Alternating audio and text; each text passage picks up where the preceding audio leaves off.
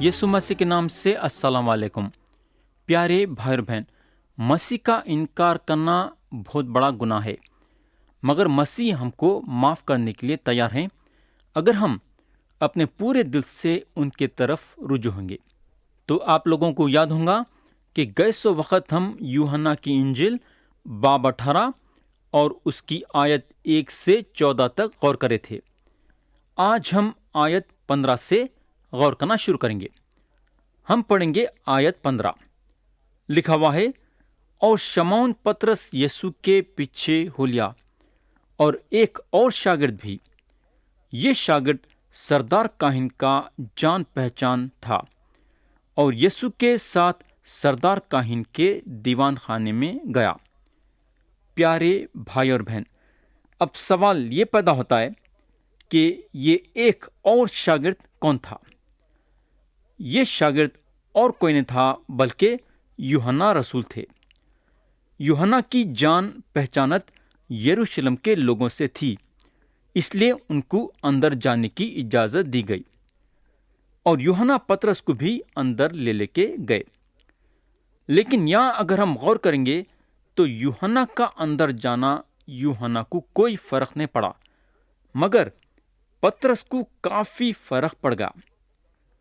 मगर पतरस का अंदर जाना जरूरी था। कई को बोले तो उन्होंने मसीह को 3 बार इनकार करना था। आयत 16 में लिखा हुआ है, लेकिन पतरस दरवाजे पर बाहर खड़ा रहा। बस वो दूसरा शागिर्द जो सरदार काहिन का जान पहचान था बाहर निकला और दरबानी से कहकर पतरस को अंदर ले गया। तो यूहन्ना को अंदर जाने की इजाजत मिल गई थी, मगर पतरस एक गरीब मछलहारा थे और उनकी जान पहचानत किसी से भी नहीं थी। उन्होंने किसको भी नहीं जानते थे, तो उनका अंदर जाना मुश्किल था। मगर यहाँ यूहन्ना दरबानी से आजिज़ी करे पतरस को अंदर ले लेके जाने के लिए, और वो दरबानी उनको इजाजत दी और पतरस अंदर दाखिल हुए। मैं यकीन करता हूं कि पतरस यहाँ ये बात सोचे भी नहीं होंगे कि उन्होंने अंदर जाके मसीह का इनकार करेंगे, मगर मसीह की बात यहाँ पूरी होना था। मसीह पतरस को बोल चुके थे कि उन्होंने उनका 3 बार इनकार करेंगे। आयत 17 पढ़ेंगे। उस लौंडी ने जो दरबानी थी पतरस से कहा, क्या तू भी इस शख्स के शागिर्दों में से है? वो बोला, मैं नहीं हूं। तो यहां अगर हम देखेंगे तो दरबानी को पतरस पे शक आया, बल्कि मैं तो बोलूंगा कि ये दरबानी ये बात महसूस करी कि पतरस बिल्कुल मसीह के शागिर्द हैं। ये दरबानी उनको पहचान ली और पतरस अंदर आते सो आते मसीह का इनकार करे। ये उनका पहला इनकार था, मगर यहाँ उन्होंने ये बात का ख्याल नहीं करे कि उन्होंने मसीह का इनकार करे हैं, मगर सच्चाई ये है कि उन्होंने इनकार करे।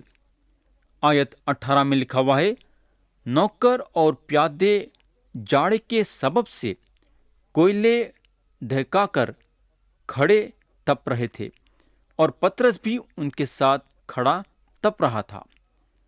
पतरस यहाँ वो लोगों के साथ खड़े थे जिनका ईमान यीशु मसीह में नहीं था, मगर आबो हवा ऐसी थी कि जाड़े के वजह से आग की जरूरत थी और पतरस भी अपने जिस्म को गर्म रखना चाहते थे। आयत 19 से 21 में लिखा हुआ है, फिर सरदार काहिन ने यीशु से उसके शागिर्दों और उसकी तालीम की बाबत पूछा। यीशु ने उसे जवाब दिया कि मैंने दुनिया से अलानिया बातें की हैं। मैंने हमेशा इबादत खानों और हैकल में जहां सब यहूदी जमा होते हैं तालीम दी और पोशीदा कुछ नहीं कहा। तू मुझसे क्यों पूछता है? सुनने वालों से पूछ कि मैंने उनसे क्या कहा। देख, उनको मालूम है कि मैंने क्या क्या कहा। तो प्यारे भाई और बहन, यहाँ मसीह से सवाल किया जा रहा था और मसीह उन लोगों को साफ साफ बता दिए कि उन्होंने जो तालीम दिए सबके सामने दिए انہوں پوشیدگی میں تعلیم نہیں دیے۔ آیت 22 اور 23 میں لکھا ہوا ہے، جب اس نے یہ کہا تو پیادوں میں سے ایک شخص نے جو پاس کھڑا تھا یسوع کے تماچا مار کے کہا، تو سردار کاہن کو ایسا جواب دیتا ہے؟ یسوع نے اسے جواب دیا کہ اگر میں نے برا کہا تو اس برائی پر گواہی دے، اور اگر اچھا کہا تو مجھے مارتا کیوں ہے؟ تو پیارے بھائی اور بہن، تماچا کھانا بے عزتی کی بات تھی، مگر ہم کو معلوم ہونا چاہیے کہ مسیح آپ کے اور میرے گناہوں کے لیے بے عزتی سہے۔ مگر حیرت کی بات یہ ہے کہ یہ بزرگ موسیٰ کی شریعت کو جانتے تھے، اور موسیٰ کے شریعت کے مطابق آپ کسی کو بھی نہیں مار سکتے تھے جب تک کہ اس کا فیصلہ نہیں ہو جاتا، جب تک کہ اس کی عدالت نہیں ہو جاتی۔ مگر یہاں اگر ہم دیکھیں گے تو مسیح بے گناہ تھے اور ان کو تھپڑ مارنا گناہ تھا۔ یہ لوگ مسیح کی عدالت کرنے کے لیے تھے، مگر خود مجرم تھے، کیونکہ ان کی حرکت موسیٰ کے شریعت کے مطابق نہیں تھی۔ اس کے علاوہ کوئی بھی رات کے وقت عدالت نہیں کرتا۔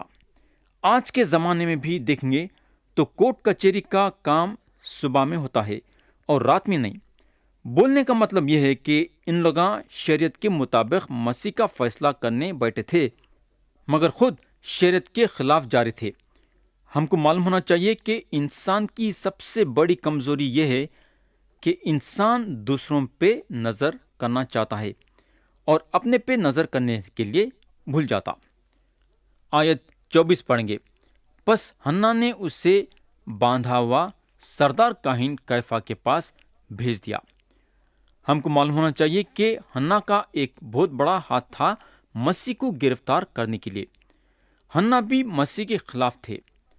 آیت 25 سے 27 میں لکھا ہوا ہے، شمعون پترس کھڑا تپ رہا تھا، پس انہوں نے اس سے کہا، کیا تو بھی اس کے شاگردوں میں سے ہے؟ اس نے انکار کر کے کہا، میں نہیں ہوں۔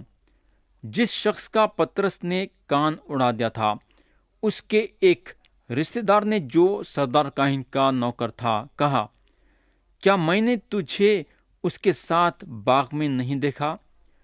پترس نے پھر انکار کیا اور فوراً مرغ نے بانگ دی۔ میرے بھائی، اگر ہم دوسرے انجیلوں میں دیکھیں گے تو ہم کو یہ معلوم ہوگا کہ پترس رسول مسیح کا 3 بار انکار کرنے کے بعد جب ان کو پتا چلا کہ انہوں ایسا کام کر کے اچھا نہیں کرے تو باہر جا کے زار زار روئے۔ انہوں جب مسیح کو دیکھے کہ ان کو مارا اور پیٹا گیا ہے اور ان کے مار کھانے سے ان کی صورت بگڑ گئی ہے، تو پترس یہ حالت میں مسیح کو نہیں دیکھ سکے اور باہر جا کے روئے۔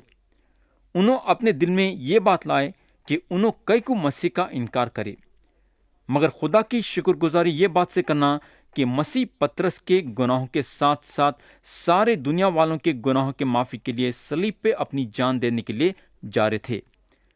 خدا کی شکر گزاری یہ بات سے بھی کرنا کہ مسیح پترس کے لیے دعا کرے، ان کا ایمان نہیں گرے۔ ویسا مسیح جو ہیں پترس کے ایمان کے مضبوطی کے لیے دعا کر چکے تھے، مگر سوال یہ پیدا ہوتا ہے کہ پترس مسیح کا 3 بار انکار کرنے کے بعد مسیح کے طرف کیسا رجوع ہو سکے؟ آخر وہ طاقت ان کو کہاں سے ملی؟ میرے بھائی، پترس اس لیے مسیح کی طرف رجوع ہو سکے، کئی کو بولے تو انہوں خدا کے فرزند تھے، اور کیونکہ انہوں خدا کے فرزند تھے تو ان کو ان کے غلطی کا احساس ہوا اور انہوں مسیح سے معافی مانگ لیے۔ ان کو مسیح کی طرف رجوع ہونے کی جو طاقت ملی وہ خدا کے طرف سے ملی۔ خدا ان کو طاقت اور قوت دیا مسیح کی طرف رجوع ہونے کے لیے۔ ہم کو ایک بات یہاں یہ یاد رکھنا ہے کہ بعضی وقت خدا کا فرزند خدا سے دور ہو جا سکتا، مگر خدا کبھی بھی دور نہیں ہو سکتا۔ اگر اس کا فرزند آزمائش میں گر بھی جاتا ہے تو خدا اس کو وہ طاقت اور قوت دیتا ہے اس آزمائش سے باہر آنے کے لیے اور اس کے ساتھ رشتہ برابر کا کرنے کے لیے۔ میرے بھائی، خدا ہمیشہ آپ کے ساتھ ہے، آپ کو اٹھانے کے لیے۔ آپ کو فکر کرنے کی ضرورت نہیں ہے، کیونکہ خدا آپ کے سامنے ہے۔ ہمارے خداوند پطرس کو یہ نہیں بولے کہ تم میرا 3 بار انکار کر دیے، اب تم جو ہیں میرے ساتھ تعلق نہیں رکھ سکتے۔ مسیح جو ہیں پطرس کو ایسا نہیں بولے، بلکہ ان کو معاف کرے اور مردوں میں سے جی اٹھنے کے بعد ان کو دکھائی دیے، ان سے بات چیت کرے اور آسمان میں چلے جانے کے بعد ان کا استعمال بھی کرے۔ میرے بھائی اور بہن، میں آپ لوگوں کو یہ بھروسہ دلانا چاہوں گا کہ مسیح ہمیشہ آپ کے ساتھ ہیں۔ آپ کو فکر کرنے کی ضرورت نہیں ہے یا پریشان ہونے کی ضرورت نہیں ہے۔ جب بھی آپ مصیبت میں آتے ہیں یا دکھ تکلیف میں آتے ہیں، جو بھی ہے، مسیح آپ کے ساتھ ہمیشہ ہیں۔ آیت 28 میں لکھا ہوا ہے، پھر وہ یسوع کو کیفا کے پاس سے قلعے کو لے گئے، اور صبح کا وقت تھا، اور وہ خود قلعے میں نہ گئے تاکہ ناپاک نہ ہوں بلکہ فسح کھا سکیں۔ پیارے بھائی بہن، یہاں اگر ہم دیکھیں گے تو ایک طرف ہم کو مذہب دکھیں گا اور دوسری طرف ہم کو مسیح کی شخصیت دکھیں گی۔ مسیح آئے تھے فسح کے باتوں کو پورا کرنے کے لیے۔ یہاں بزرگاں مسیح کے قتل کے تیاری میں تھے، مگر کیونکہ ان لوگوں کو فسح میں شامل ہونا تھا تو ان لوگاں عدالت کے کمرے میں جانا نہیں چاہتے تھے، کیونکہ ان لوگوں کا یہ خیال ہے کہ ان لوگاں ناپاک ہو جائیں گے۔ یہ کام ان لوگاں کرنا نہیں چاہتے تھے۔ یہ لوگ یہ ثابت کر رہے ہیں کہ یہ لوگ مذہبی ہیں، لیکن پھر بھی یہ لوگ مسیح کا قتل کرنا چاہتے تھے۔ ان لوگوں کو یہ بات کی خبر نہیں تھی کہ جس کے قتل کا ان لوگاں انتظام کر رہے ہیں وہ فسح کو پوری کرنے کے لیے صلیب پہ اپنی جان دینے کے لیے جا رہا ہے۔ پیارے بھائی اور بہن، یہ واقعے کے ذریعے سے میں سمجھتا ہوں کہ آپ اپنے اپنے دلوں کو جانچنا چاہیے۔ کیا آپ مذہب کے ساتھ جڑے ہوئے ہیں کیا، یا پھر مسیح کے ساتھ؟ یا جو ہیں، اور ایک دلچسپی کی بات غور کرنے کی ہے، یہودیاں جو ہیں اپنے آپ کو ناپاک کرنے کے لیے عدالت کے کمرے میں جانا نہیں چاہتے ہیں، مگر یہ لوگ مسیح کو عدالت کے کمرے میں بھیجائے ان کا انصاف کرنے کے لیے۔ آیت 29 سے 32 میں لکھا ہوا ہے، پس پلاطس باہر نکل کر ان کے پاس آیا اور کہا کہ تم اس آدمی کی کیا فریاد کرتے ہو؟ انہوں نے جواب میں اس سے کہا کہ اگر یہ بدکار نہ ہوتا تو ہم اسے تیرے حوالے نہ کرتے۔ پلاطس نے ان سے کہا کہ اسے لے جا کر تم ہی اپنی شریعت کے موافق اس کا فیصلہ کرو۔ یہودیوں نے اس سے کہا، ہمیں روا نہیں کہ کسی کو جان سے مارے۔ یہ اس لیے ہوا کہ یسوع کی وہ بات پوری ہو جو اس نے اپنی موت کے تاریخ کی طرف اشارہ کر کے کہی تھی۔ پیارے بھائی بہن، پلاطس یہ محسوس کرنے لگا کہ کہیں نہ تو کہیں غلطی ہو رہی ہے، اور یہ معاملے میں پلاطس شامل ہونا نہیں چاہتا تھا اور اپنے آپ کو یہ معاملے سے باہر نکالنے کی کوشش کرا۔ پلاطس جو ہے ان لوگوں کو بولنے کو لگا کہ تم لوگ آج اپنے شریعت کے مطابق مسیح کا فیصلہ کرو۔ سب سے بڑی بات یہ کہ پلاطس کو یہ بات سمجھ میں نہیں آ رہی تھی کہ آخر کیا ہو رہا ہے۔ یہودیوں کا منشا یہ تھا کہ مسیح کو موت کی سزا ملنا، اور ان لوگ یہ بات بھی جانتے تھے کہ کسی کو بھی موت کی سزا دینے کے لیے ان کے پاس اختیار نہیں ہے۔ میرے بھائی، اگر موت کی سزا دینے کے لیے ان کے پاس اختیار رہتا تو پلاطس کے پاس نہیں آتے تھے۔ مسیح کو پلاطس کے پاس لانا ضروری تھا ان کو موت کی سزا دلانے کے لیے، مگر سارے باتوں کی بات یہ ہے، مسیح جو اپنے شاگردوں کو بولے وہ بات پوری ہونا تھا۔ مسیح یہودی بزرگوں کے ذریعے سے دھتکارے جانا ضروری تھا۔ مذہبی لوگ ان کو غیر قوم کے حوالے کرنا ضروری تھا۔ مسیح یہ بات ان کے صلیب پہ چڑھنے کے کئی مہینے پہلے ان کے شاگردوں کو بول چکے تھے، اور ان کی یہ بات یہاں پوری ہو رہی تھی۔ पुराना अहदनामा के पेशन गोयां पूरी होने के लिए मसीह को रोमी सरकार के हाथों में सौंपना जरूरी था। मगर कमाल की बात यह है कि ये सारे बातें जो मसीह के बारे में पुराना अहदनामा में लिखी गई थी, यहूदियों के आंखें बंद थे ये बातों को समझने के लिए। आयत 33 से 35 में लिखा हुआ है, बस पिलातुस किले में फिर दाखिल हुआ और यीशु को बुलाकर उससे कहा, क्या तू यहूदियों का बादशाह है? यीशु ने जवाब दिया कि तू ये बात आपसे कहता है या औरों ने मेरे हक में तुझसे कही? पिलातुस ने जवाब दिया, क्या मैं यहूदी हूँ? तेरी ही कौम और सरदार काहिनों ने तुझको मेरे हवाले किया। तूने क्या किया है? तो प्यारे भाई और बहन, यहाँ जो है मसीह का पिलातुस से एक सवाल था। सवाल ये था कि तू ये बात आपसे कहता है या औरों ने मेरे हक में तुझसे कही? मसीह ये जानना चाहते थे कि पिलातुस को ये बात कहाँ से हासिल हुई। पिलातुस ये जाहिर करा कि यहूदियों के जरिए से ये बात उसको हासिल हुई है। अब मसीह पिलातुस के दिल में काम करने वाले हैं। पिलातुस के अक्ल पे पर्दा पड़ा हुआ था। उन्हें ये बात से यकीन करना कि मसीह यहूदियों के बादशाह बड़ी मुश्किल की बात थी, है ना? मगर पिलातुस अपने में ये बात महसूस करा कि मामला जो है बड़ी मुसीबत का है। यहाँ से उसका हट जाना उसके लिए अच्छा रहेगा। तो यहाँ पिलातुस मसीह की मदद करना चाहता था। पिलातुस का शायद ये ख्याल था कि मसीह अगर यहूदियों के सामने ये इकरार करेंगे कि उन्हों यहूदियों के बादशाह नहीं हैं, तो मामला रफा दफा हो जाएगा। बोलने का मतलब यह है कि पिलातुस ये मामले में नहीं आना चाहता था, क्योंकि ये मामला उसके लिए बहुत मुश्किल का था। पिलातुस मसीह को भी छोड़ना चाहता था और साथ साथ यहूदियों को और उनके बुजुर्गों को भी खुश करना चाहता था। मेरे भाई, पिलातुस मसीह के और यहूदियों के बीच में फंस गया था। तो अब आप सोच सकते कि अदालत किसकी हो रही थी? अदालत मसीह की हो रही थी या फिर पिलातुस की हो रही थी? मैं जब कलाम का ये हिस्सा पढ़ता हूं तो मेरे को ये महसूस होता है कि अदालत मसीह की नहीं हो रही थी, बल्कि पिलातुस की हो रही थी। पिलातुस अपने दिल में सोचा होगा कि आखिर ये यहूदियां यीशु मसीह को मेरे पास कई को लाए। अब हम आयत 36 और 37 पढ़ेंगे। लिखा हुआ है, यीशु ने जवाब दिया कि मेरी बादशाहत दुनिया की नहीं। अगर मेरी बादशाहत दुनिया की होती तो मेरे खादिम लड़ते ताकि मैं यहूदियों के हवाले। बादशाहत दुनिया की नहीं, मगर अब मेरी बादशाहत यहाँ की नहीं। पिलातुस ने उससे कहा, बस क्या तू बादशाह है? यीशु ने जवाब दिया, तू खुद कहता है कि मैं बादशाह हूँ। मैं इसलिए पैदा हुआ और इस वास्ते दुनिया में आया हूँ कि हक की गवाही दूं।